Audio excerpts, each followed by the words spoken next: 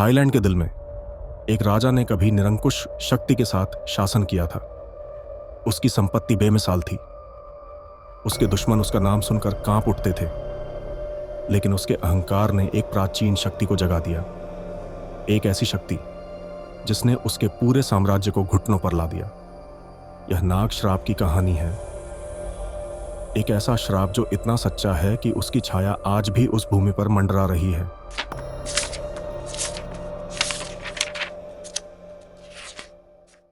राजा राम ने अपने महल के विस्तार का आदेश दिया। उसे लगने लगा था कि उसका महल उसकी शक्ति के लिए बहुत छोटा है। उसे एक भव्य महल चाहिए था, इतना विशाल कि सारी दुनिया उसकी शान को देखे।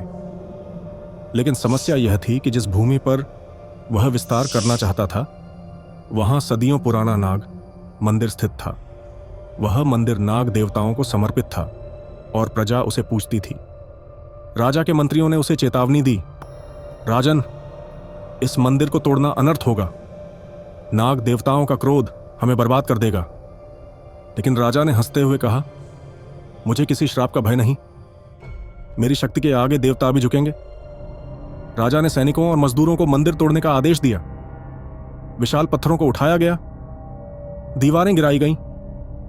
प्रजा भयभीत होकर देखती रही, लेकिन राजा ने उनकी पुकारों को अनसुना कर दिया। तभी मजदूरों ने मंदिर की नींव के नीचे एक गुप्त कक्ष खोज निकाला। उसके भीतर एक चमचमाता स्वर्ण नाग ताबीज रखा था। ताबीज से एक अजीब सी सुनहरी चमक निकल रही थी, जैसे कोई सोया हुआ प्राणी जाग रहा हो। राजा ने ताबीज को देखा और कहा, यह मेरे महल का सबसे बड़ा खजाना होगा। लेकिन उसी रात सेनापति विछाई ने ताबीज पर अपनी नजरें जमा लीं। उसके दिल में लालच जाग उठा।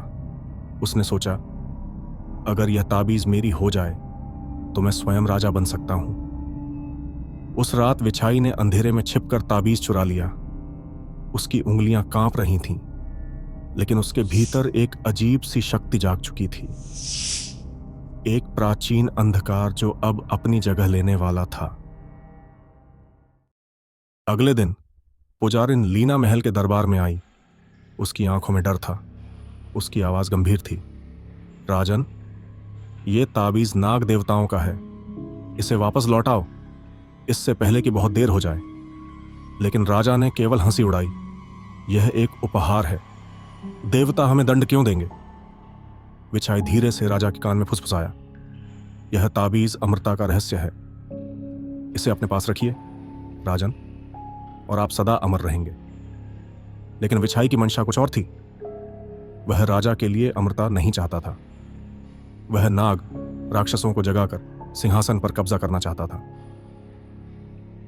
कुछ दिनों बाद राजकुमार आनंदा ने ताबीज को अपने हाथों में उठा लिया। उसके मासूम हाथों ने जैसे ही ताबीज को छुआ, श्राप ने अपना काम शुरू कर दिया। उसकी त्वचा पर काले निशान उभरने लगे। उसकी आंखें सफेद पड़ गईं। उसकी सांसें कमजोर होने लगीं। राजा का दिल टूट गया। उसने पुजारिन लीना के सामने घुटने टेक दिए। कृपा करके मेरे पुत्र को बचाओ, राजा ने विनती की। लीना की आंखों में गंभीरता थी। इस श्राप को हटाने का एक ही तरीका है, ताबीज को वापस मंदिर में चढ़ाना और स्वयं नाग देवताओं के सामने समर्पित होना। आधी रात को रक्त लाल चांदनी के नीचे पुजारिन लीना ने महल के आंगन में अनुष्ठान शुरू किया। पवित्र मंत्र गूंजने लगे। धरती कांपने लगी। लेकिन विछाई ने इस मौके का फायदा उठाया। उसने लीना के हाथ से ताबीज छीन लिया। अब नाग मुझसे डरेंगे, विछाई चिल्लाया। धरती फट गई। एक विशाल नाग राक्षस, काले रंग का, जलती हुई आंखों वाला, धरती से निकल आया। उसके विशाल शरीर ने महल की दीवारों को कुचल दिया। उसकी गर्जना से पूरा साम्राज्य हिल उठा। लीना की आंखों में भय था। तुमने हमें सर्वनाश की ओर धकेल दिया है। नाग राक्षस ने अपने फन से महल को तबाह करना शुरू कर दिया। राजकुमार आनंदा की हालत और भी बिगड़ने लगी। आंसुओं के साथ पुजारिन लीना ने नाग राक्षस के सामने खड़े होकर कहा, मुझे ले लो। नाग ने अपनी लाल आंखें खोलीं। लीना की देह सुनहरी रोशनी में चमक उठी। ताबीज उसके हाथों में छटक कर टूट गया। श्राप धीरे धीरे मिटने लगा। लेकिन यह पर्याप्त नहीं था। राजा ने अपने पुत्र को दम तोड़ते हुए देखा और उसे समझ आ गया कि अब क्या करना होगा। राजा बिना किसी हिचकिचाहट के नाग के सामने आ खड़ा हुआ।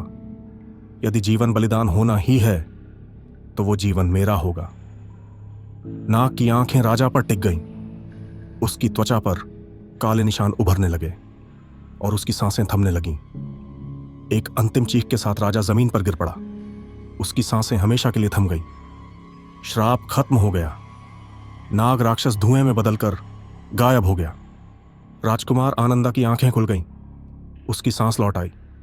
लेकिन राजा अब इस दुनिया में नहीं था।